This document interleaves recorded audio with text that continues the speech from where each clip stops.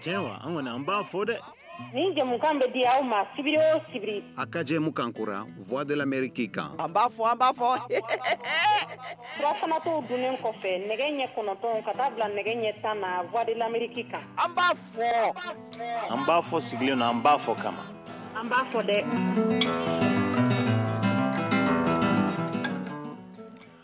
An balimaw an wula Mohamed Touré ka bɔ Washington DC la voix de l'Amérique soba kɔnɔ n'o ye studio DC ye. Ayiwa bi ye sibiri ye n'o ye avril kalo o tile 6nan ye san 2024 an b'a fɔ jɛmukan o kɔni kɛnɛ sigira ni waati kɛrɛnkɛrɛn na bi ye a tako 475 ye an bɛ sɔrɔ Bamakɔ fiɲɛ turukala 102 sanfɛ Bamakɔ n'a laminiw na an bɛ sɔrɔ fana radio parisien kan 98.8 kan an bɛ sɔrɔ fana Buguni mara la radio Kumase kan n'o ye 92 ka fara Moptikaw an bɛ sɔrɔ radio Orona na 93.2 sanfɛ Tumutukaw an bɛ sɔrɔ 93.3 Gawokaw an bɛ sɔrɔ 106.1 kan ayiwa an bɛ sɔrɔ fana an ka bɔlɔlɔ siraw fɛ ani fiɲɛ sira fɛ kɛrɛnkɛrɛnna Facebook n'o ye an ka VOA Bambara page an balimaw an ni wula tuguni an ka foli b'a lamɛnbagaw bɛɛ ma Mali kɔnɔ ani Mali kɔ kan kɛrɛnkɛrɛnna minnu bɛ ka mafilɛ nin wagati in na fiɲɛ sira fɛ an ka foli bɛ a bɛɛ ye ayiwa a y'a bisimila an ka bi kɛnɛ kan an b'a fɔ an ka babu a bɛna tali kɛ i n'a fɔ dɔgɔkun tɛmɛnen an kumana ayiwa furancɛ fanga o ka sarati waati nin na bari sabu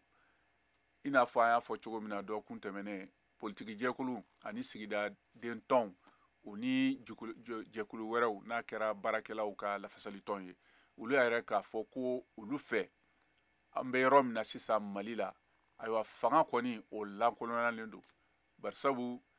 bɛnkan min tun sɔrɔla ani jamanakuntigi n'o ye colonel Asimi ayiwa Goita ale ye sɛbɛn bolonɔ bila sɛbɛn min na ka yamaruya ko furancɛ fanga tun bɛ ban mars kalo o tile 26nan na san 2024 ayiwa olu fɛ a sarati dafara waati dafara nka n'i y'a lajɛ sariya hukumu kɔnɔna na ayiwa o lakonana nka furancɛ fanga dɛmɛbagaw fana bolo olu ko cogoya si la a ma ban a tɛ se ka ban n'i y'a lajɛ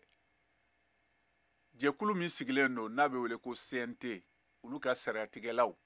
u ka bɛnkan min kɔnɔ n'o ye charte ye o sariyaden 22nan o de y'a yamaruya ko ni transition bɛ ban a bɛ ban ni jamanatigi sigi kalafiliw ye fo jamanatigi kura de ka sugandi n'o ma kɛ a tɛ se ka ban ayiwa Mali 22,000,000 jamanadenw de bɛ yen politikilaw a bɛ fɔ ma cogo politikimaw y'u ka kuma fɔ dɛmɛbaga minnu bɛ olu t'a fɔ nka jamanadenw yɛrɛ ta aw hakilina ye jumɛn ayiwa bi an bɛna ɲɔgɔn sɔrɔ nin kɛnɛ de kan yaasa ka kuma falen fɛn ka kuma di denmisɛn sifinw ma u caman ka se k'u hakilina di nin ko la mun de bɛna kɛ sisan an bɛna an tulo kɛrɛ bɔ yanni an ka segin ka na kuma di an lamɛnbagaw ma.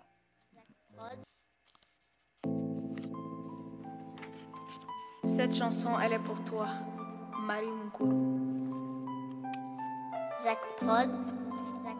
Aya foi negame, dia wana ne ma foi mikadi ka wolo baka numbo. Aya foi negaye ne ma nyogo mama ikadi ne wolo ba ikadi te ma best, te ma queen, te ma shade yamba.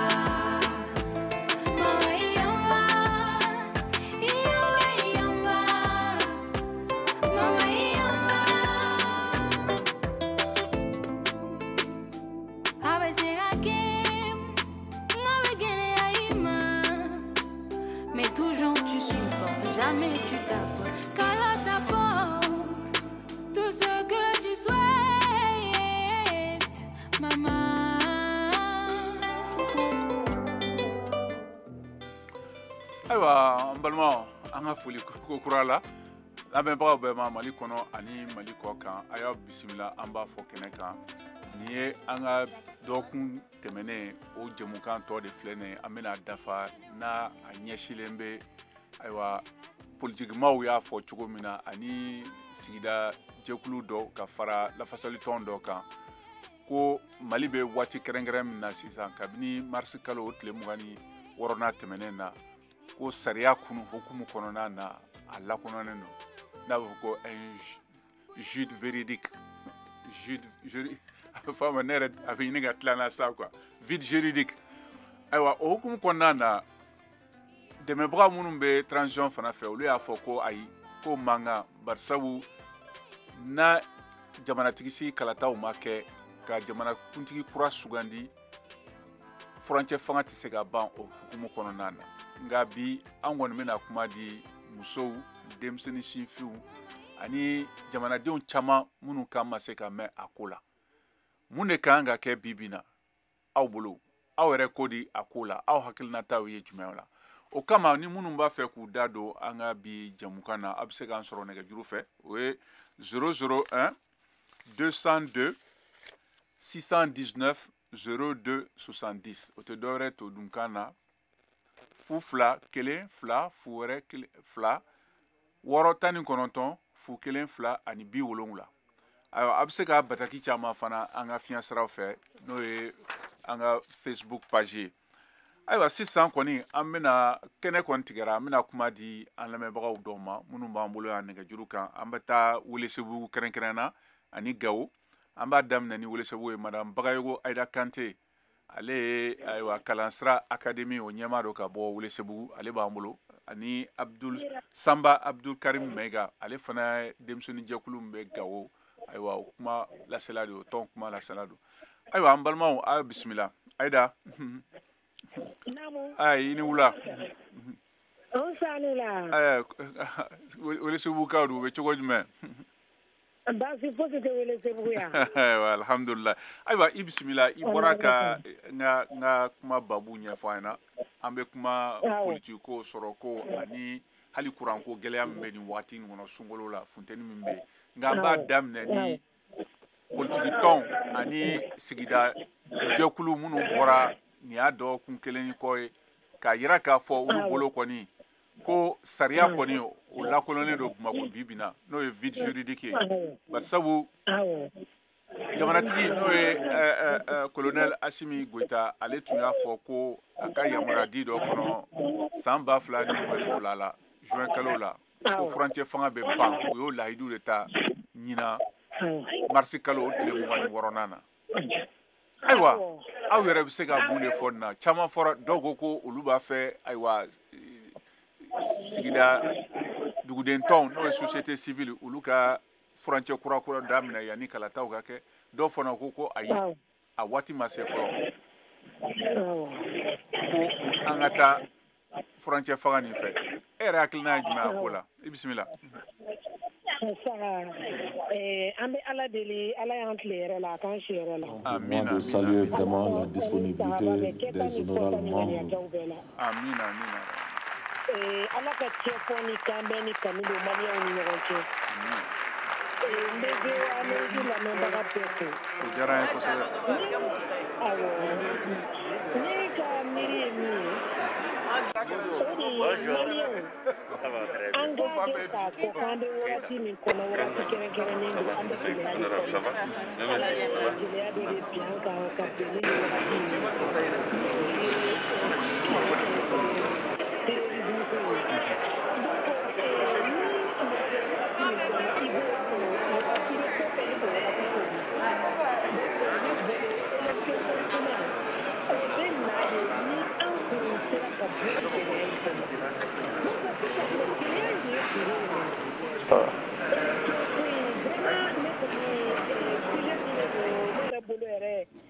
L'ordre du jour de cette session extraordinaire a porté exclusivement sur l'examen du projet de loi portant révision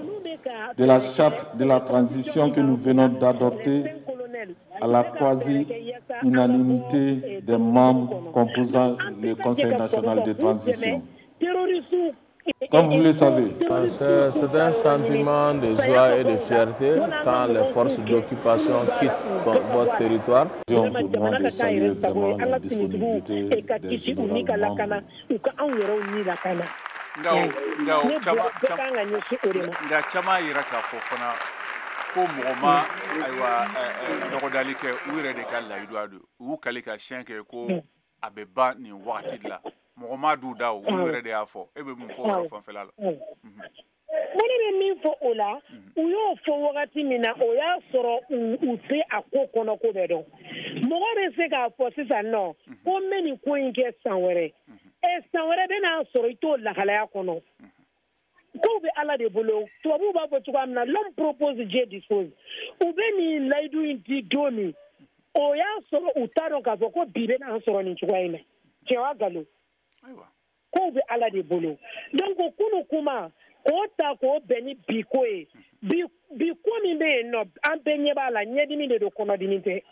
donc vraiment bi lahalaya de t'an permettre élection ko la bi lahalaya de b'a kɛ u ye layidu min ta u tɛ se k'a timɛ o ye ala ka kɛ de ye i y'a ye n'i y'a lajɛ fana ala ka kɛ de ye ninnu ka welekan ye min ye ko furancɛ fanga kura de kan ka sigi yanni kalataw ka kɛ nka a tɛna kɛ sɔrɔdasi ye e bɛ mun fɔ o yɔrɔ fanfɛla la ne bɛ min fɔ o yɔrɔ la o furancɛ fanga o min n'olu bɛ k'o fɔ k'o tɛ kɛ sɔrɔdasi ye ni o ma kɛ sɔrɔdasi ye fɛɛrɛ jumɛn de b'o furancɛ fanga bolo k'o bɛ se k'an bɔ terorisiw bolo parce que sisan nɔ ko bɛɛ ye terrorisme ko de ye koyi ko bɛɛ ye o de ye olu de bɛ ka dankari jamana fantan naani bɛɛ la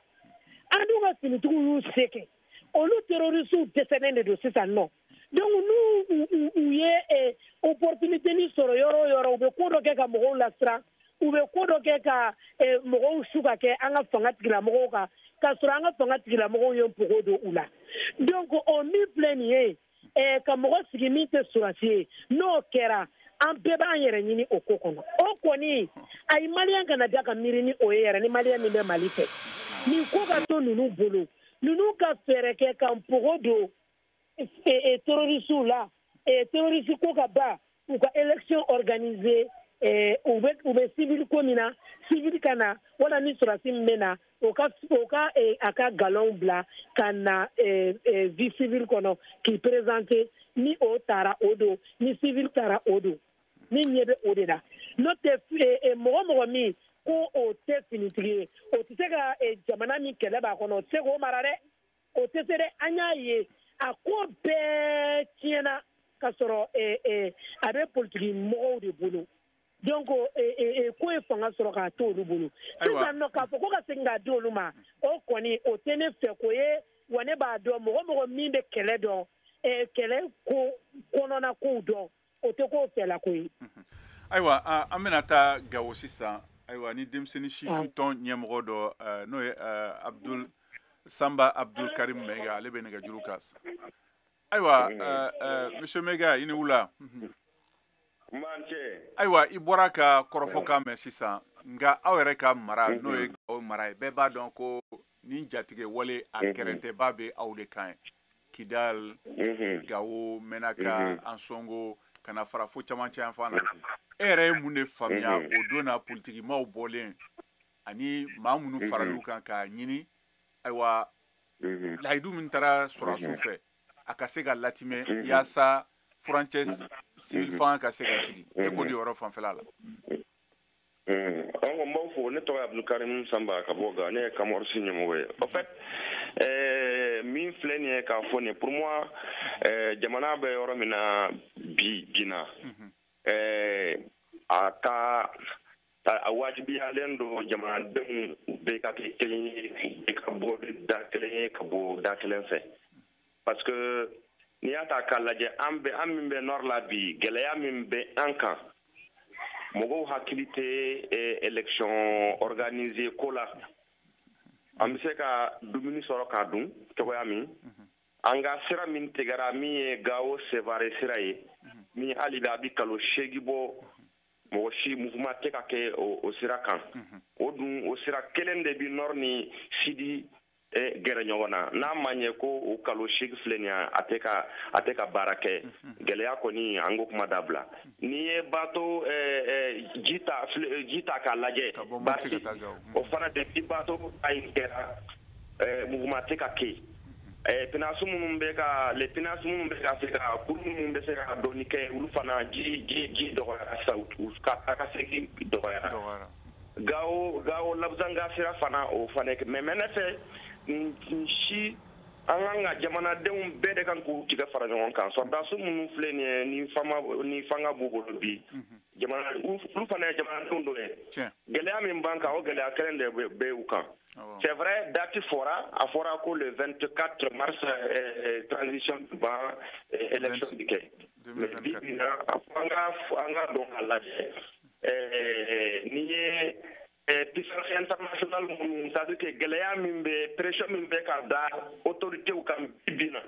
ka bɔ communauté internationale yɔrɔ n'a ma ɲɛ ko jamanadenw fana dɔw fana bɛ wuli ka na o pression kɛnɛ fana kɛ k'a da u kan tiɲɛ yɛrɛ la a bɛna gɛlɛya n'a gɛlɛya dun mɔgɔ minnu fana ye tiɲɛni kan olu bɛ olu ma taa yɔrɔ jan hali sini u bɛ ka u ka tiɲɛniw kɛ u bɛ ka lɛgɛnw kɛ u bɛ ka mɔgɔw faga u bɛ ka mɔgɔw bali ka t'u ka ciw la donc an kana sira d'u ma an tɛ se ka sira d'u ma cogoya jumɛn de kan fo bɛɛ de k'a dɔn ko transition min filɛ nin ye mɔgɔ si ka transition tɛ Hasimi ka transition tɛ Shogel ka transition tɛ ne ka transition tɛ Mali bɛɛ de ka transition don maintenant u bɛ ka min bɛ se ne ka kɛ u ka si ka kuma parti politique olu fana ka hakili c'est vrai c'est des fils olu fana kan k'u ka hakilina di jamana jɔyɔrɔ sira kan donc olu ka laɲini ye min ye olu autorités ka sigi ka kuma jamanadenw bɛɛ ka sigi ka kuma k'a dɔn aw ko transition kan a bɛ dan le 24 mars ma mais 24 mars tɛmɛna a ma se ka kɛ mun de bɛ yen gɛlɛya mun bɛ yen ni an bɛɛ b'a dɔn olu fana ka se ka gɛlɛyaw sigi ɲɔgɔn kɔrɔ maintenant u b'a lajɛ bɔ jamana bɛ yɔrɔ min na an kan ka nin de kɛ pour que vraiment bɛɛ ka se ka kɛ hakili kelen ye parce que ni transition in an t'a deli ala fɛ ni transition in ka u ye sira min ta n'a ma ɲɛ an t'a deli dɛ n'a ma ɲɛ mɔgɔ kelen ka hakili ta dɛ i ni ce la o diyara n kosɛbɛ ayiwa sisan an bɛna kuma di Aziz Jara ma Aziz i ni wula Aziz i tulo bɛ n na allo oui allo Touré ayiwa i bisimila i bɔra ka kɔrɔfɔ kan mɛn sisan ayiwa aw yɛrɛ minnu ye ayiwa denmisɛn sifin aw hakilila ye jumɛn nin ko nin na bon ne tɛ sifin ye mais n bɛ hakilila fɔ quoi i bisimila voilà a tɔgɔ politicien kan bɛ ko ka élection min kɛ nin ye tan nɔ u ka sabali an ka élection ko in jɔ fɔlɔ an ka élection kɛ an bɛ jɛn ta an bɛ jɛn kɛ président ye fɔlɔ yɛrɛ élection a bɛ kɛ yɔrɔ jumɛn a bɛ kɛ yɔrɔ jumɛn ni yɔrɔ jumɛn o kɛyɔrɔ yɛrɛ tɛ yen yɛrɛ o a ka sɔrɔ kɔngɔ banna minɔgɔ banna an bɛ dibi la u ka sɔrɔ an ka bɔ olu la pour que an ka élection kuma fɔ quoi ko n b'a ɲini u fɛ u ka sabali u k'u bolo da dusu kan an ka transition in tɛmɛ u ka an ka se ka nin waati in tɛmɛ quoi ne yɛrɛ kɔni kabini kuma jan ne b'o de fɔ koyi o ne kɔni u ye 3 ans de di u ma u ka se u ye projet min daminɛ n'i y'u ka projet yɛrɛ lajɛ Moscou ni diɲɛ ɲɛfɛ la u bɛ ka projet minnu kɛ u ka se k'olu bila sen kan ka dɔɔnin k'olu la o kumana donc n'o kɛra hali n'u taara o la a kuma sira bɛ se ka di policiers ma n'o tɛ an bɛ yɔrɔ min na ko bi ni policiers n'u yɛrɛ ma jɔ n'o yɛrɛ an ka référendum yɛrɛ kɛ sa minnu b'a fɛ élection ka kɛ ani minnu t'a fɛ élection ka kɛ u ka dɔn quoi caman fana ka kunpa ye min ye nin bɛna ban waati jumɛn bari sabu a waati sera u ye min fɔ o tɛmɛna nka maa si ma bɔ fangaw cɛ la ka kuma a kan o kɛlen de bɛ ka caman jɔrɔnako ye nka dɔw de ka fɔtaw don an yɛrɛ tɛ sa nka a fɔra kuma dɔw fana ko c'est-à-dire que hadamaden ko l'homme propose Dieu dispose quoi c'est-à-dire que i bɛ ŋaniya dɔ siri ko i b'a kɛ nin kan mais ni ala a kɛ min ye a bɛ k'o de ye quoi donc transition ka u ye layidu mun ta ko u bɛ se ka jamana libérer pendant 2 ans ka bɛn ni nin waati in ye o y'u ka laɲini ye quoi mais ni ala ma kiri o la a bɛ se ka ban waati min na nka e bolo mun bɛ k'u bali u ka kuma a kuma bɛ sen na mun bɛ fanga bali u ka kuma lasela bɛ yen mun b'o bali o ka bɔ ka kuma jamanadenw ye ani nin politiki maa minnu bɛ wuli ka a kani k'u ka taa. bon fɛn t'u bala ne bɛ hakilila min fɔ o la ça n'engage que moi parce que n'i y'a mɛn i bɛ kuma f'i ka jamanadenw fana hakilina do fɔlɔ ko ne ka hajade u bugo de ɲini fɔlɔ ni jamanaden fan caman ka hakilina dɔn o fana kan ka min fɔ o b'o fɔ donc ni k'i bɛ ka kuma ten nɔ ko ka di i bɛ bila fili la mais n'i ye jamanaden fanba ka taa hakilina dɔn donc n'i ye min fɔ o la kɔni o ye wulibali de ye quoi. Ayiwa i ni ce Jarakɛ nin diyara n ye kosɛbɛ i ni ce ayiwa an bɛna kuma di an balimakɛ Sanba Tarawele ale bɛ nɛgɛjuru kan Sanba i ni wula. Ka kɛnɛ somɔgɔw bɛ di. Ayiwa an bɛ kɛnɛ kan bi an b'aw de ka hakilinaw ɲini politikimaw ninnu wulila ni tile filanin na u bɛ ka min lakani furancɛ fanga fɛ e yɛrɛ ye mun de faamuya la walima i ka hakilina ye jumɛn ye a ko la. Mohamed bamananw ko ni ko bolibaatɔ ko an ka se ko an ka kuma in ka da tulo la mais a fɔra k'a to lahala min na a yɛrɛ b'o de dɔn. Élection kɛli bi ka Mali segin a yɛrɛ mɔ k'a kɛ furanci tigɛ datigi bɛ fan bɛɛ fɛ a ka di transition mɔgɔ ye ka tɛmɛ hali Mali maliden bɛɛ mais an bɛ waati min de la bi n'i ye jateminɛ kɛ tiɲɛ don transition mɔgɔ tun bɔra ka fɔ waati dɔ la k'a fɔ ko an bɛ élection organiser ka bɛn nin ma o dati kɔnɔ nana tɛmɛ tɛmɛnen hali n'i y'a jateminɛ k'a fɔ transition kɔnɔ mɔgɔ bɛ ka sɔrɔ k'a fɔ ko bi daminɛ kala sɔrɔ k'a fɔ ko dati de kun fɔra ta fɔra ko transition bɛ kuncɛ ni élection ye mais waati dɔ kɔni kun fɔra a b'a kɛ cogo cogo fɔlɔ kun fɔra a la o kɔni o tɛmɛna hali n'a y'a sɔrɔ an tɛ se k'o lamɛn n'a fɔ o daminɛ k'a la mais politiciens fana bɛ girin na ko ka taa élection na Mali bɛ lahalaya min kɔnɔ bi an bɛna taa élection jumɛn de la ko i bɛ se ka jateminɛ k'a fɔ ko mɔgɔ bɛna bɔ o élection kɔnɔna na an bɛ gɛlɛya min kɔnɔ bi k'o tigi bɛna se ka bɔ o gɛlɛya kɔnɔ n'i ma to k'i sigi k'i miiri o la i yɛrɛ b'a ye k'a fɔ tiɲɛ yɛrɛ la a ka gɛlɛn an ka taa élection na bi i b'a jateminɛ kɛ kɛlɛ bɛ an kan gɛlɛya caman wɛrɛw bɛ yen transition mɔgɔw u kun donnen don fɛn caman na n'i y'a jateminɛ kɛ sɔrɔsiw de bɛ fanga na bi bon sɔrɔsi minnu don u caman ye kɛlɛkɛyɔrɔ kɛ donc u bɛ kɛlɛ ɲɛdɔn an bɛ se ka fɔ bi u ye nɔbɔ kɛlɛ la n'a sɔrɔ hali bi degun dɔw bɛ hali bi mais olu k'u kɔ don o la don n'a dugujɛ k'o bɛna di mɔgɔw ma mɔgɔ minnu kan ka taa élection na n'o ye politiciens ye i dun b'a jateminɛ ko politicien kelen malidenw ɲɛkɔrɔla la bi u tɔgɔ tiɲɛnen don kosɛbɛ u mankutu tiɲɛnen don wa u baarakɛnɔw yera dɔw b'a la baarakɛlaw b'u la sa mais dɔw b'a la minnu ni u tɔgɔ nɔgɔlen don est ce que n'a fɔ ko fanga ka segin ka na olu tɛgɛ kɔnɔ an bɛ taa donni min na gɛlɛya bilen min kɔnɔ bi est ce que an tɛna segin an kɔfɛ tuguni n'a dun seginna kɔfɛ tuguni mankan dun bɛna wuli président kɔrɔ min tɛmɛna o ɲɔgɔnna ta mankan de bɛna wuli an bɛna taa bin mun kɔnɔ tuguni an ka hɛrɛ tɛ min na donc mɛnɛ kɔni don autorités ka bɔ ka kuma ni politiciens u k'a lajɛ k'u lafaamuya politiciens ka se k'u hakilinaw di hali bi an ka taa ɲɛfɛ donc élection ko kɔni nin waati in ka bila fɔlɔ. O diyara n ye kosɛbɛ i ni ce o la sisan an bɛna kuma di an balimakɛ Dara Alphonse ma n'a tulo b'an na. Monsieur Alphonse i ni wula i bisimila kɛnɛ kan ayiwa i bɔra ka kɔrɔfɔ kan mɛn dɛ ayiwa aw yɛrɛ fɛ hakilina jumɛn min b'a a ko la. ayiwa Mohamed kuma diyara n ye ni i jɛɲɔgɔn bɛɛ fo an bɛ waati min na sisan tiɲɛ don Le jour de cette session extraordinaire a porté exclusivement sur l'examen du projet de loi portant révision de la charte de la transition que nous venons d'adopter. ayiwa mais an bɛ waati min na bi ala ko tiɲɛ na bɛɛ b'a dɔn jamana bɛ lahalaya min kɔnɔ ko ka ca Mali problème n'an y'o bɛɛ résumé élection damana a ti ɲɛnabɔ n'an ye misaliya ta 2012 an y'a girin-girin tɛ k'an ka taa élection na k'a sɔrɔ fɛn dɔw ma ɲɛsigi an tilala ka segin o problème kelen na o de la an bɔra ka taa mankan kɛ boulevard la k'a fɔ président min tun bɛ yan a wagati ko jamana t'a bolo a tɛ jamana mara la k'a ka fanga bon n'an nana ko bɛɛ résumé élection na k'a fɔ an ka taa élection na an ka taa élection na ni ne y'a faamuya Alphonse u ka laɲini hukumu kɔnɔna na olu b'a fɛ min de ka kɛ sisan komi layidu de taara sɔrɔsiw fɛ ko ni nin waati sera olu b'a bila nka ninnu fana ko olu bɛ min nɔfɛ furancɛ fanga kura wɛrɛ de bɛ sigi minnu tɛ sɔrɔsi ye olu de ka baara hukumu kɔnɔna na jamanatigi si kalataw bɛna boloda nka a ma fɔ ko kalata ka daminɛ bi walima a ka kɛ sisan a fɔra de ko sivilu ka sigi ka na fanga na waati la yanni labɛnw ka kɛ ka ɲɛsin kalataw ma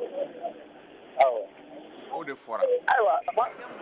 Mohamed o faamuyara ne hakili la laɲini bɛɛ ye parce que sɔrɔsiw de bɛ fanga na ko ka na ni transition civile nka olu bɛ ɲina min fana kɔ hakilina min talen bɛ bi pour que ka jamana in segin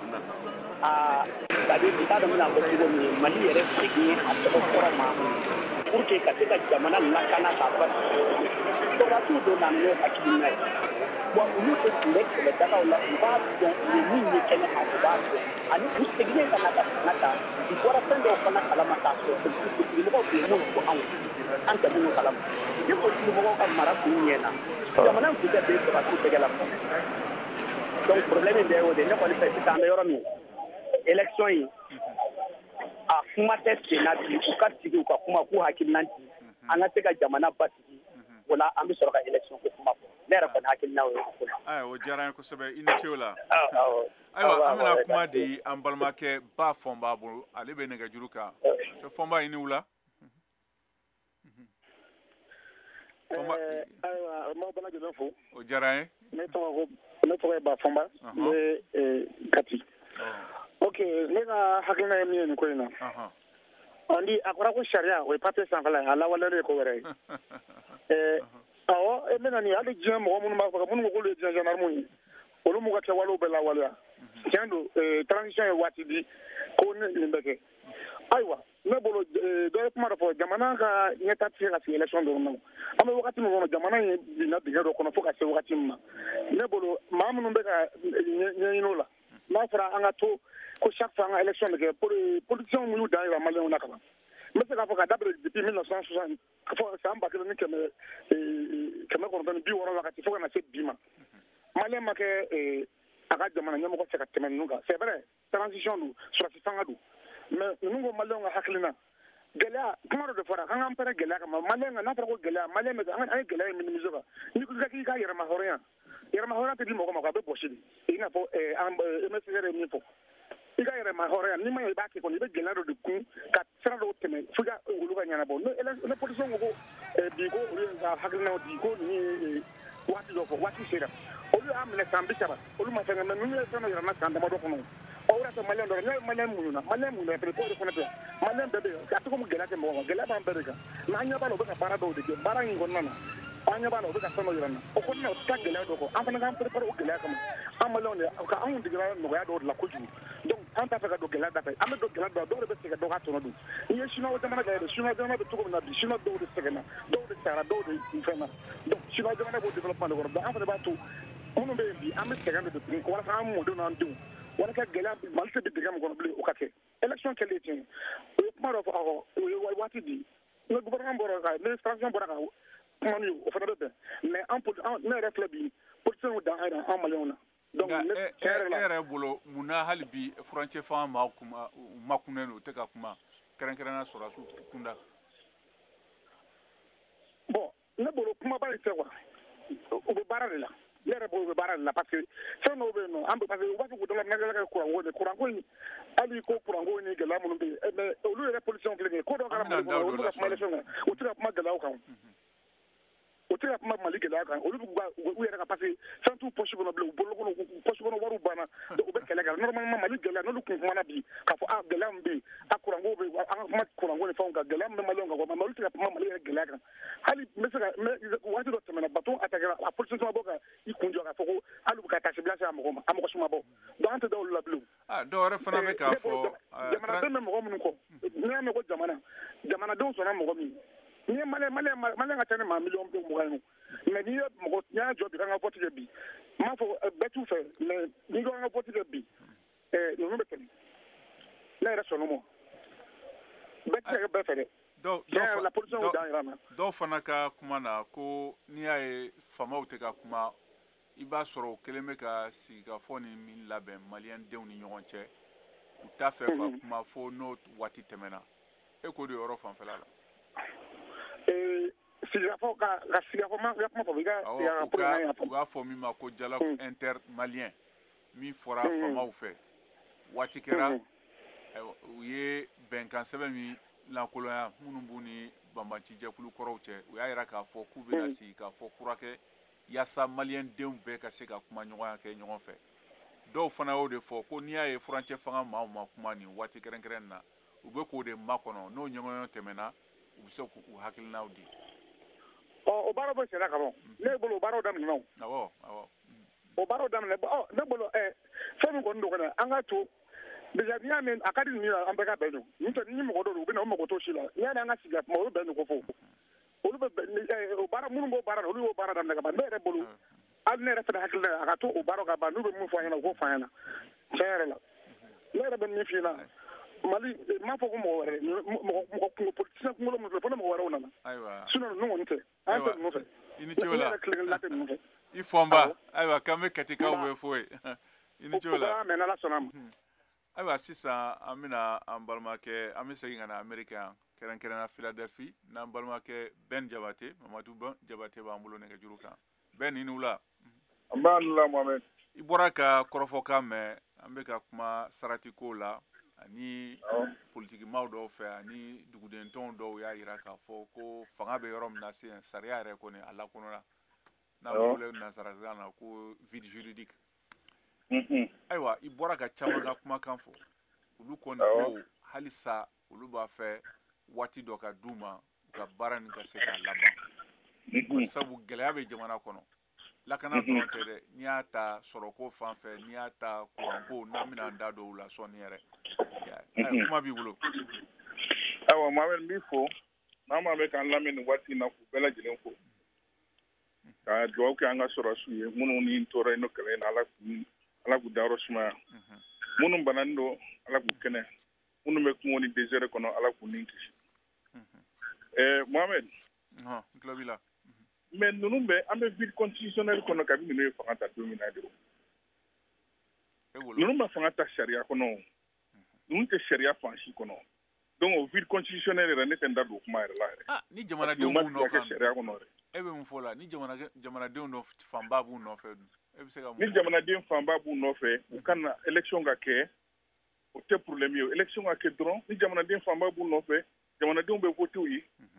o de a bilalen n'o de kama o mais min don kuma o kuma ko sɔrɔsiw tɛ ne ninnu y'a bila a donna tan bɔra tan mais jɔn ko k'u ka bɔ sɔrɔsiya la mɔgɔ ma fɔ ka bɔ sɔrɔsiya la o sɔrɔsi place tɛ fanga mara ye sɔrɔsi place t'o ye n'i y'a jateminɛ u ka président Genti Chefuni a yɛrɛ delila k'i jɔ ko bɛɛ ka to i ka minɛn kɔnɔ docteur ka n'i da don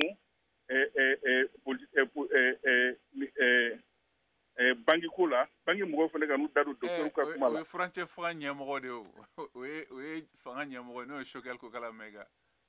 non u ka Genti Chef yɛrɛ delila ka nin fɔ donc ale yɛrɛ man k'i da don politique ko la parce que ale ye sɔrɔsi de donc an bɛ min ɲini a fɛ dɔrɔn a ka fanga nin de bila ka taa ka sɔrɔsiya baara kɛ o dɔrɔn de don kuranko min filɛ yen ale tɛ se k'a ɲɛnabɔ ale de kɛra a fɔra ko kuranko b'ale de bolo k'a kunjan b'ale de bolo. cogo jumɛn o b'ale bolo cogo jumɛn. mais minisiri ma u ka premier ministre y'a fɔ ko kuranko k'a ɲɛmɔgɔya ko ɲɛmɔgɔya bɛɛ président yɛrɛ de bolo donc ni kuranko ma ɲa ça veut dire que le président a échoué et ne ɲɛ tɛ fɛn na u réussira min na ils ont échoué sur tous les plans sécurité ko kuma tɛ se ka fɔ parce que mɔgɔw tɛ se ka kuma bibi in na. Ben sécurité fanfɛla la n k'o ye Kidali minɛ mais Kidali kun minɛ Tombouctou yɔrɔ ninnu bɛri ninnu bɛɛ minɛna MINUSMA bɛ sigida fɛn fɛn la o y'a bɛɛ minɛ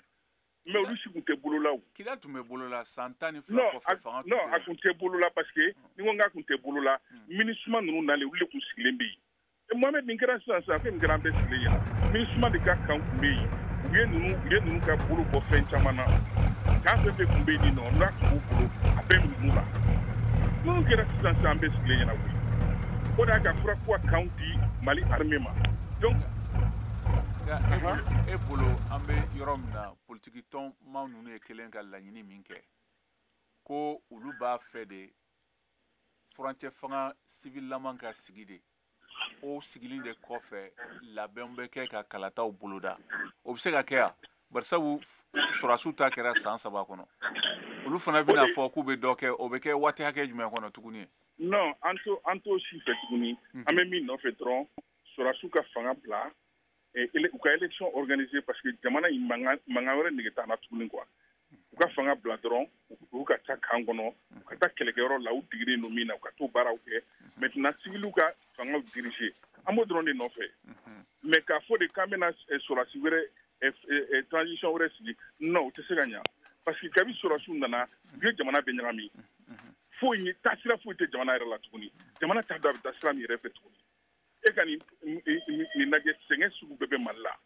sɛgɛn sugu bɛɛ dɔ bɛ yen yɔrɔ fɛn bɛɛ basilen don kuran de kan ni kuran tɛ sɔrɔ jamana bɛ taa min joli de bɛ mɔgɔw bolo bi économie yɛrɛ la c'est zéro sécurité c'est zéro ni terroriste sera ka taa attaque kɛ à 20 km de Kati o dun ye sɔrɔsiw yɛrɛ ka passion de ça veut dire quoi mais an k'an yɛrɛ ɲininka an ka bɔ émotion kɔnɔna la sa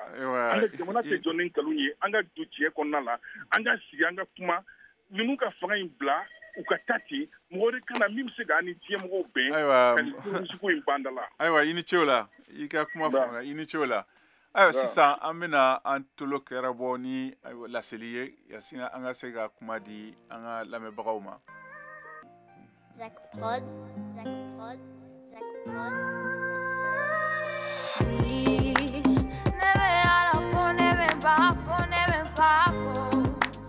Kasoma ufo, kakoro ufo, kademba ufo. Kangafan ufo, kanyere fo, kufo, ufo. Hadamade, kite foye mogo ko. Nigera penye, kanajina moko. Mashallah, ni bigadi hapa wa mashallah. Ni agena nina nega fa mashallah. Mashallah.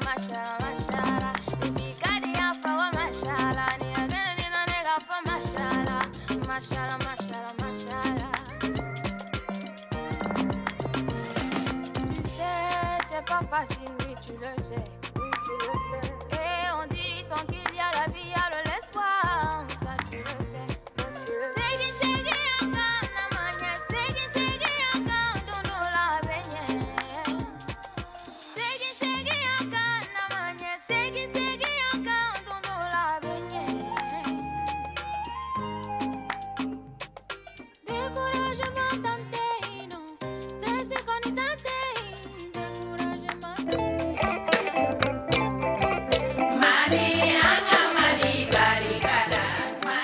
Bismillahirrahmanirrahim wa sallallahu ala sayyidina Muhammad wa ala alihi wa sallam. Sheikh Usman Madana Haidara Kando ka wele da maliden bɛɛ ani diɲɛ bɛɛ fɛn min bɛ se ka diɲɛ lafiya bi ye ani k'an lafiya an ka duw kɔnɔ n'an ka sigidaw la bɛn de don. Kuma na an k'a lajɛ ka ɲɔgɔn tɛgɛ minɛ ka yafa ɲɔgɔn ma fɛn minnu tɛmɛna ka Ala wele fɛn minnu bɛna Ala k'o hɛrɛ di an ma ani an kɔ bɛɛ lajɛlen ma. Fɛn o fɛn bɛ diɲɛ dilan bi bɛn de don. Ala ka bɛn sabati, Ala k'an bɛɛ bila sira ɲuman kan. Ala kira bonya kama sɔli ala rasul.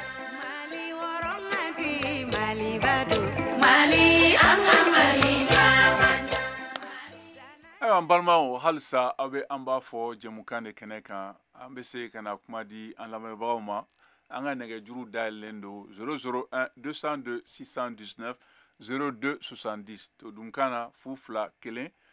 fila wɛrɛ fu kelen fila fu kelen fila wolonwula ani fu kelen. Ayiwa nɛgɛ ɲɛ 13 o tɛmɛna ni sanga 38 yan Washington DC VOA soba kɔnɔ studio 10 la an bɛ segin ka na kuma di an balimakɛ Bubakar Bama ale b'an bolo yan. Bubakar i ni wula. Ani wula Ture. Ka kɛnɛ somɔgɔw bɛ di. Basi fosi t'an na i ka denbaya dun. Ayiwa basi t'u la i bisimila an bɛ babu min kan. VOA lamɛnbaga bɛɛ da lajɛlen fo. O diyara n ye. Donc an b'aw yɛrɛ fo. O diyara n ye kosɛbɛ. Donc an b'an da don aw ka baro la. Awa i bɔra ka kɔrɔfɔkan mɛn ayiwa i hakilina bɛ min ye kuma b'i bolo i bɛ se ka taa fɛ. Oui. Donc Ture nin kuma ka nɔgɔn parce que Mali bɛ dingɛ min kɔnɔ bi n'i y'a ye politiciens bɛ bɔ bi k'an ka élection kɛ. Donc jamana binna olu de bolo est-ce que surasi ninnu tun tɛ front de la wa surasi ninnu ne hakili la n k'u bɛɛ tun bɛ kɛlɛkɛyɔrɔ la mais mɔgɔ caman y'o seereya mais politique mɔgɔ wɛrɛw de wulila k'a fɔ ko ka mɔgɔ min urne yɛrɛ kɔnɔ ko k'o ka fanga bɔ yen quoi ko k'o labin quoi politique mɔgɔ wɛrɛw de y'o kɛ ko ka da kan k'u dɛsɛra ko ka jamana mara mais donc jamana bɛ se ka to politique mɔgɔw bolo olu tɛ tulon kɛ an ka jamana la ou bien politique mɔgɔw dɔrɔn de a fɔlen de ko politique mɔgɔw dɔrɔn de ni jamana mara ka kan diɲɛ kɔnɔ wa non politique mɔgɔw tɛ se ka tulon kɛ jamana la o jamanaden ka ca n'i ye politique mɔgɔ ta kɛmɛ dɔ la hali u tɛ 0,0% bɔ maliden na mali miliyɔn na quoi mais o mɔgɔ damadɔni bɛ se k'i tulon kɛ an ka jamana la cogo di. fanga ɲininaw don u ka baara de y'o ye. non fanga ɲinina tɛ u ye u dɛsɛra fanga kɔrɔ mais fanga ma bi u bolo wa est ce que u bɛ se fanga in kɔrɔ wa n'u bɛ se a kɔrɔ a bɛ bin wa san 30 fanga dir'u ma u y'a bi cogo min na coup d'état joli de kɛra a kɔnɔ. coup d'état kɛra politicien joli la kɛra ATT la kɛra IBK la mais jɔn ye coup d'état ninnu kɛ politique mɔgɔ kelen ninnu yɛrɛ de wulila ka coup d'état kɛ c'est-à-dire ninnu ta tɛ jamana ko ye quoi Mali ko la vraiment a sera niveau dɔ de la Mali politicien ninnu k'i da de fɔlɔ quoi diɲɛ kɔnɔ jamana dɔw bɛ politique tɛ yen olu bɛ ɲɛfɛ koyi donc ni Mali de la bɛnna Mali politiciens de y'a kɛ tulonkɛ ye jamana la ka kɛ tulonkɛ ye jamanadenw na wari min tun bɛ di politiciens ma k'u kana ka taa politique ɲɛfɔ jamanadenw ye gouvernement ka birisi la san kɔnɔ politique mɔgɔ ninnu u b'o tila u ni ɲɔgɔn cɛ k'i da ye maliden bi a 80% tɛ fosi kalama Mali politique la mais u ma baara kɛ donc u échoué la domaine bɛɛ kɔnɔ Mali secteur fosi tɛ yen ni Mali politique mɔgɔ y'o labɛn k'a fɔ ko tusi tɛ se ka kɛ nin yɔrɔ nin na bi ko nin yɔrɔ nin de dilanla ka ɲɛ c'est que jamana tɛ magaya na tuguni nka e bolo danaya ko de do quoi nge bolo danaya ko do wa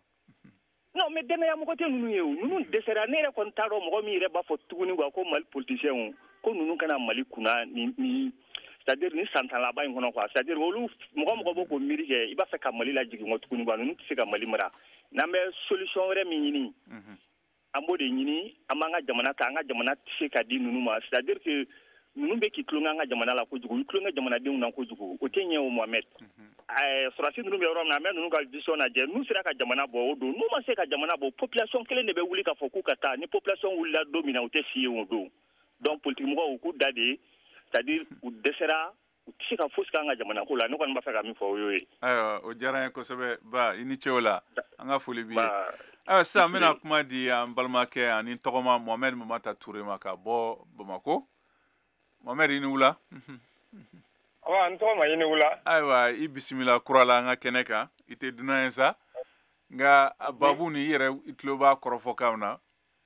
an y'a fɔ cogo min na Mali ye jamanaden 22,000,000 ye ayiwa caman yɛrɛ k'a fɔ ko jɛkulu damadɔ tɛna se k'a fɔ k'u b'u jagoya k'a fɔ ko furancɛ fanga ka bɔ ayiwa yaasa olu fana ka se ka sigi fanga na nka ko n'a a nasiraw don barisabu jamana kɔnɔ politiki baaraw b'a la olu ye fanga ɲininaw de u caman ka baara bɛnnen b'o de ma furancɛ fanga fana olu de tun y'a layidu ta san 2022 la ko ni don nin sera an b'a bila dɔw ko n'a waati sera u ka bɔ u ka kuma jamanadenw fɛ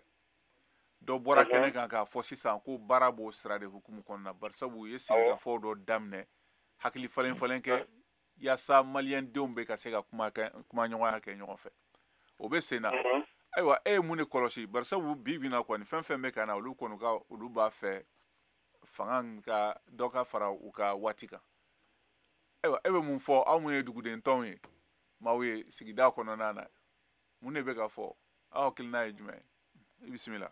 ok n tɔgɔ ma a diyara n ye n b'i fo ka lamɛnbaga ni filɛbagaw bɛɛ lajɛlen fana fo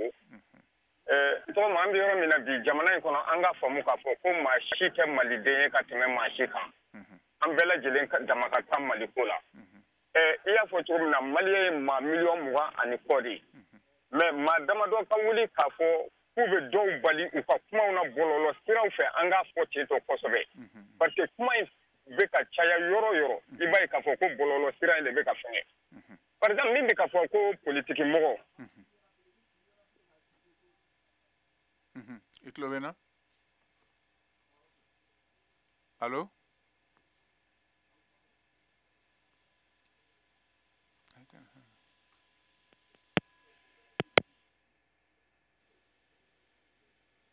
Hello? Yeah, that's it. Mohamed. Hello, Mohamed. Mohamed Bendido. Aywa, Traoré ke. No, Mohamed Bendido. Ben, i bisimila an balimakɛ Mohamed Mamata de tun bɛ kuma na. Nka a bɛ komi a ka nɛgɛjuru tigɛra, a daragira an bolo. Nka an bɛ se ka kuma. Ne bɛ fɛ ka min fɔ ka fara kan. Mɔgɔ min mana wuli ko politique mɔgɔ ye taa min kɛ fanga la. Mais sɔrɔsi ye taa min kɛ fanga la, mɔgɔw hakili bɛ bɔ o kɔ wa. Sɔrɔsi ye taa min kɛ fanga la, politique mɔgɔ m'o k'o la o. A bɛ daga kelen don. Sɔrɔsi ye san 28 kɛ, politiciens ye san 30 ni kɔ kɛ. Non, sɔrɔsi ka ca san 28 parce que a tɛ sɔrɔsi di. Il a fait 12 ans. Nka a mana fangaya la sɔrɔsiya la o. Ok. A kɛra civil de no ay fanga ta tuma mina ka ke jamana kuntigi okay o be jate ko mina fo civil okay Mohamed Sorasu ye fanga ta domina Mali la ko sisa u ye mun ɲuman kelen kɛ ka tɛmɛ politique mɔgɔw kan ni ATT kɛ politique mɔgɔ ye ni ATT kɛ politique mɔgɔ ye comme y'a kɛ ten sisan an ka taa n'a ye maintenant ATT baara min kɛ Mali la président si mana min delila ka ɲɔgɔn baara kɛ o jɔn y'a dafiri Sorasu tɛ yan mɔgɔ b'u disi gosi ni Moro Keyita ye Moro Keyita ye baara min kɛ Mali la jɔn ye Moro Keyita dafiri Sorasu tɛ wa mais o Sorasu kelen fanga b'u bolo bi ji tɛ sɔrɔ courant tɛ sɔrɔ dɔ tɛ se ka fara mɔgɔw sara kan condition jumɛn bɛ yen k'u sera k'a kɛ ko Mali bɛ se k'i disi gosi n'a ye ko n ye Kidali libéré jɔn ka sira bɛ Kidali la yɔrɔ min ma bon hali komi n den mais o bɛ se ka kɛ jamana yɛrɛ taabolo ye wa ko k'u ye Kidali libéré mais Mohamed an ka tiɲɛ dɔɔni fɔ ɲɔgɔn ye sa jamana bɛ ka bin a bɛ ka taa dingɛ kɔnɔ don o don n'i y'a ye u tɛ se ka bɔ ka kuma parce que u b'a dɔn non seulement wari t'u bolo ka élection kɛ wari t'u bolo ka kuranko ɲɛnabɔ u y'u dalakan fɛ ko muna fanga ɲininaw fana t'o faamuya ko wari tɛ ka kalataw labɛn ayiwa olu de don parce que a fɔra de MINUSMA communauté internationale de ko k'u bɛ Mali élection financer olu b'a dɔn ko Mali fɛn tɛ Mali bolo mais an de wulila ka fan bɛɛ kɛ mankan ye Mali dalaji n'a IBK de kun don jama tun y'a sɔrɔ i bɛ ka gosi f'a ka so kɔnɔ ayiwa i bɛ hakɛ to an bɛna kuma di an balimamuso an bɛ taa Canada n'an balimamuso Ayisata Ndiaye ale bɛ nɛgɛjuru kan Ayisata i ni wula somɔgɔw bɛ di ayiwa bi an ka baabu a bɛ furancɛ fanga waati barisabu caman yira k'a fɔ k'u ka waati banna u ye laɲini mun ta jamanadenw ye k'a fɔ k'olu bɛ fanga bila ni colonel Asimi Goïta juin kalo o la san 2022 ko ni mars kalo o tile 26 sera san 2024 na k'olu bɛ fanga bila u b'a di civil ma o kelen bɛ ka kɛ kuma dɔ ye sisan yɔrɔ caman na ayiwa furancɛ fanga fana ka dɛmɛbagaw olu ko n'i y'a lajɛ sariyatigɛlaw minnu ye CNT u ye charte min dilan o sariyaden 22 o b'a yira k'a fɔ ko cogoya si la transition tɛ ban ni jamanatigi sigi kalafiliw ma boloda ka maa kura sugandi fɔlɔ o de la u ka baara bɛ ban e ko di i bisimila. Ok n cɛ Mohamed n bɛ fo ka i ka auditeurs bɛɛ fo n bɛ maliyɛnw bɛɛ fo bon ne hakilina ye mun ye a la c'est vrai au Coco au Bétara le 26 mars on dit souvent à l'impossible nul n'est tenu d'accord n'anye ko ere tabolo et sanctionner fait mon malika moi je suis pour l'organisation des élections je suis pour la démocratie d'accord mais est-ce que c'est-à-dire bibi nao élection mais organisée na organisera je ne sais pas pour avoir quoi souvent quand on écoute des gens et par exemple l'autre président là, comment il s'appelle Alpha Condé élection organisée milliards de bêta cadeau élection na d'accord juste pour choisir un homme et autre on n'a même pas de garantie que écoute on votera et c'est vrai et garantie même en bloquant on a voté autre quand on a fait nos caïna moumeta anti-misrafi d'accord obéir premièrement et puis ni politicien moi aussi j'ai un parti politique tous pour le Mali je suis président d'un parti politique j'ai créé un parti politique d'accord donc maintenant les politiciens ne veulent dire que oui que élection qu'a fait il faut pas qu'on résume l'avenir du Mali qu'aux élections je suis désolé c'est mon point de vue ça n'engage que moi d'accord je veux qu'on résume l'avenir du Mali oui élection et tout à l'heure mon prédécesseur Ben qui était en train de parler il a évoqué quoi à la quasi-unanimité des membres composant le Conseil national de transition. Il faut que l'élection parce que la communauté internationale au Wardama, Kamado Wartambolo, oye maloya ko di eu. Donc allez répéter non Amérique ba élection organisée. Dieu meta Warda Amérique ma. Ni France ba élection organisée. Dieu meta Warda France ba. Donc maintenant na ango ka be faka bo o jonya ko na ale na jotun ko oui olu de ba anga fait o jonya ide am be fait o de katike ne de ya ɲininga muna warte ka kalata boloda Mali kono mais justement muna warte ka mais warite parce que sanction ni fait munu banka aka gele c'est vrai courantikaw be no mo fenne do doni d'accord mais ni be politique de pour que à un moment donné na jouer mo ka wuli nunu ko. Moi, je demande aux autorités de faire leur mieux, surtout dès les stages courant qu'on y fait, au moins, je crois courant du Mouroma. D'accord, mesure d'offre, c'est une urgence d'offre courant du Mouroma pour que Mouroma n'ait qu'à reporter parce que n'a mena qu'à du coup, qu'à objectif solo. Mais Ben qui dit que oui, nous ne pas en élection financée, on peut faire autre chose, il y a du des catégories. Moi, je demande en élection financière. Et quand il dit aussi que Kouarte Mali Bolo, je suis désolé de le dire. Ouarte Mali Bolo, Mali est combien de producteurs d'or? Moi-même, Ouarte Mali Bolo, Anganao. Société minière, Mali est combien de tonnes d'or?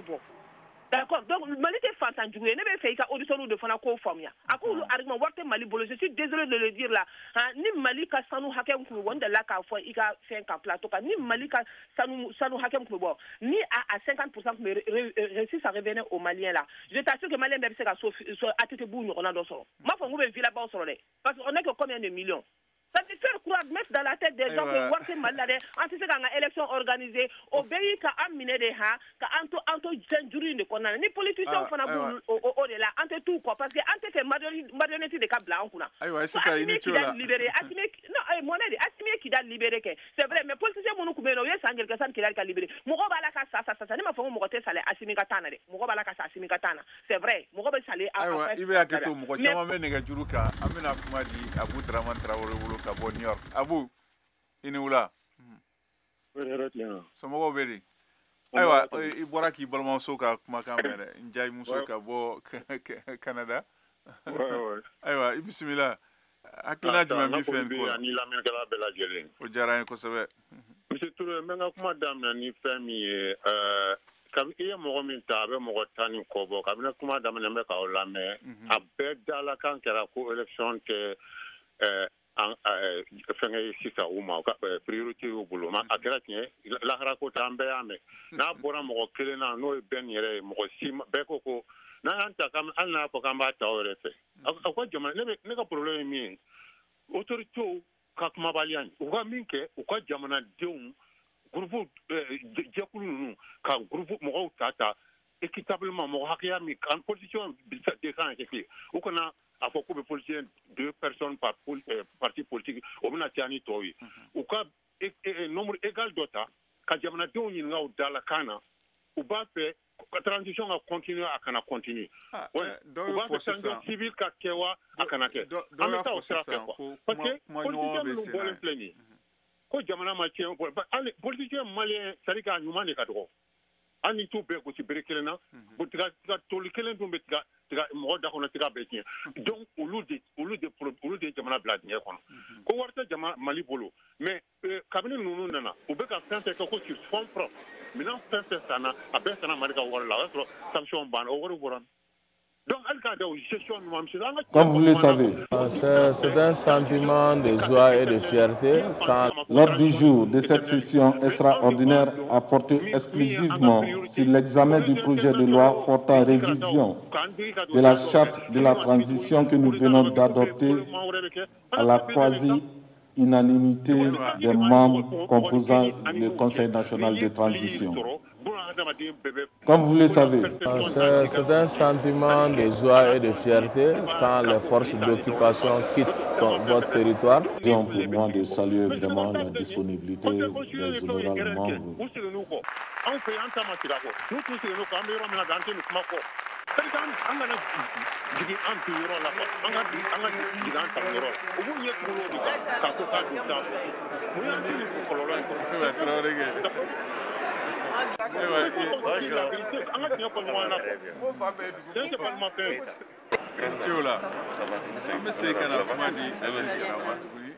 Jarake inula. Oui. Ça va. Comment bibolo. Ouais, bon comment est parce que les politiciens voulaient que les mi fo ni ko attends élection commencer là. Bon au cas parce que au de semaine pas là quoi. Donc nous là ku joko fo entre vous là quand anye vous là oh mais o bɛ min fɛ k'a fɔ ko an bɛna gouvernement transition civile kɛ ko k'u don a la pour que u bɛ se ka na n'u ka subo ni sudo ye pour que ka se ka jamana in sigi o kuma de tɛ yen koyi. Bon maintenant an bɛ to an kɔni bɛ to an ka transition ye an ka sɔrɔdasiw ye hali k'a fɔ ko Asimi bi galon bila ko ka kɛ civil président ne t'o fɛ o tɛ ne fɛ la ye a ka to a ka sɔrɔdasiya in na a ka jamana in mara ni a ma ɲɛ n'u bɛ taa a ka t'i sigi k'a lajɛ ni policiers n'a ɲɛna na o don n'a ma ɲɛna a bɛ segin ka na to a banna. Bon bɛn bɛ ka kuma dɔ fɔ ko sɔrɔdasiw ma deli ka jamana dilan ko ne b'a fɔ bɛn nin ye a k'i n'o sɔrɔ a bɛ a ka histoire dɔn n'a bɛ diɲɛ histoire dɔn ko olu dugukolo tɛ diɲɛ kɔnɔ ni sɔrɔdasi kɛra min jamana mɔgɔ ye n'u ma a dan kan. Ayiwa o tuma aw bɛɛ dala bɛnnen bɛ bɛn kan bi wa. Burukina an kɔrɔ yan nɔ. Tuma Sankara san 4 dɔrɔn de kɛ a ye Burukina wuli k'a jɔ. A Kadhafi filɛ nin ye Libi a ye fleuve artificiel dilan comment dirais Libi o n'a ɲɔgɔnna caman Égypte et puis n'i ye jamana fɛn fɛn ni jamana président ɲɛnama bɛ yen i b'a sɔrɔ sɔrɔdasi don hali n'a sɔrɔ ni fini civil de b'a kan i b'a sɔrɔ sɔrɔdasi de don. Ayiwa k'o fɔ a ye k'a k'o dɔn a k'o fara a ka dɔnniya kan. Awa bɛn bɛ nin jaabi sisan i ni ce la. Ayiwa yanni n ka kuma di bɛn ma a balima damadɔ kuma bataki caman ayiwa fiɲɛ sira fɛ n'o ye Adama Teramanki ye Yakuba Jean Paul Jara Jajo Hoffa ani Isa Dambele Amidou Fane Sidiki Mahamad Meiga Samba Traoré Adama Kone ka fara maa caman wɛrɛ kan olu bɛɛ y'u hakilina di olu bɛɛ ko nin waati in tɛ politiki kalata waati ye jamana kɔnɔ olu fana fɛ olu b'a fɛ halisa furancɛ fanga o ka taa fɛ Abdou Sangare Musa Traoré Mahamoud Basiru Balo Ngoiba Madi Bokan Kamara Umar Fane Bala Keita Papu Kane Fuseni Nyafo ani Damo olu bɛɛ ye ayiwa aw ni ce aw ka hakilinaw la o diyara n fɛ sisan an bɛna kuma di Ben ma a ka se ka Abu ni Aisata ni Aziz jaabi Ben kuma b'i bolo. Bon Mohamed ne bɛ min fɔ dɔ kumana ko sanu min bɛ Mali bolo ko Mali tɛ fantandugu ye ko sanu min bɛ Mali bolo ko Mali bɛ Mali mais ne ko mun y'an balan dugujukɔrɔfɛnw na de dugujukɔrɔfɛn min bɛ jamana développé ya sanu min bɛ Gana bolo tɛ Mali bolo Gana ka wari bi ni Banque mondiale tun ma wuli k'i jɔ Gana ka wari kun binna mutugu kelen dɔrɔn tun bɛ a ka wari valeur ka bon ni min ye o sirilanka ye o ye mara ko jugu ko de kɛra Gana ye ko non o kɛra kɔfɛ in na de an kɔrɔ o mara ko jugu bɛ tɛmɛ Mali ta kan a f'u ye mɔgɔ m'a fi sɔrɔdasiw taara de k'u ka jamana mara ka jamana kisi ni mɔgɔ nana bi jamana kan mais pas que jamana mara ko min filɛ nin y'an dala nin ye ko min filɛ nin y'an dala Mohamed maa si t'i jɔ ko wari bɛ Mali bolo maa si t'i k'a fɔ ko sɔrɔdasi ye diɲɛ mara dugu dɔ la ko o jamana kɛra jamana ye i ka auditeur bɔra ka min fɔ sisan ne ɲɛ t'o jamana na o Sankara ye mun kɛ Burukina hali bi Burukina bɛ sɛgɛn kɔnɔna la Kadhafi ye mun kɛ Libi hali bi Libi bɛ sɛgɛn kɔnɔna la mais n'a fɔra k'i ye jamana bɔ nɔgɔ la e ɲɛna k'i bɛ taa ni min na ka mɔgɔw menacer ka mɔgɔw non hali kɔfɛ jamana jɔlen don Kadhafi caman k'a ka jamana kɔnɔ dɛ ayiwa Ben an bɛna kuma laban di an balimamusow ma an ka élection financière ko Amérique est la première puissance du monde. Ben i bɛ hakɛ to waati miniti kelen dɔrɔn de tora an bɛna kuma di Aisata ma i bɛ hakɛ to Aisata dakuru ɲɛ kelen na welekan jumɛn b'i bolo k'a lase jamanadenw ma ayiwa furancɛ fanga ko nin na. Autorité ma bon moi ne kɔni bɛ fɛ fana u ka kuma parce que mɔgɔ i ye papier mun bila pour le 26 u ka bɔ pour communiquer ka kibaruya wɛrɛ fɔ fɛnw ɲɛna ni transition bɛ janya fana u ka bɔ k'a fɔ quoi ça je suis d'accord mɔgɔ mais ka to tantôt aussi dans le flou fɛn tɛ fɔ mɔgɔw ɲɛna a man ɲi i y'a faamu ne kɔni bɛ fɛ u ka bɔ u k'a fɔ n'a bɛ janya ok an b'a janya vu ces conditions qui ne sont pas réunies an tɛ se ka élection organiser d'accord nin de kama donc an b'a repousser u ka date wɛrɛ di ou bien k'a fɔ ko date ultérieure dɔ je ne sais pas mais Ben b'a la ka mun fɔ fana ko Gana fɛn ninnu bon je pense que le temps va me permettre de le waati kɔni sera waati banna i ni ce o la an ka foli bɛ an lamɛnbagaw bɛɛ ma Mali kɔnɔ ani Mali kɔ kan kɛrɛnkɛrɛnna minnu fana tun bɛ k'an mafilɛ fiɲɛ sira fɛ n'o ye Facebook page VOA Bambara kan ayiwa ni jamukan o labɛnna an balimakɛ Cheikh Toro fɛ nɛgɛ kɛrɛfɛ juru tun b'an balimamuso Aïda bolo jamukan lasera aw ma ne yɛrɛ Mohamed Touré fɛ aw ni ce aw ka tulomajɔw la aw k'an bɛn sibiri wɛrɛ la an ka foli bɛ bɛɛ ye wele ni nyo shi de bi kono babu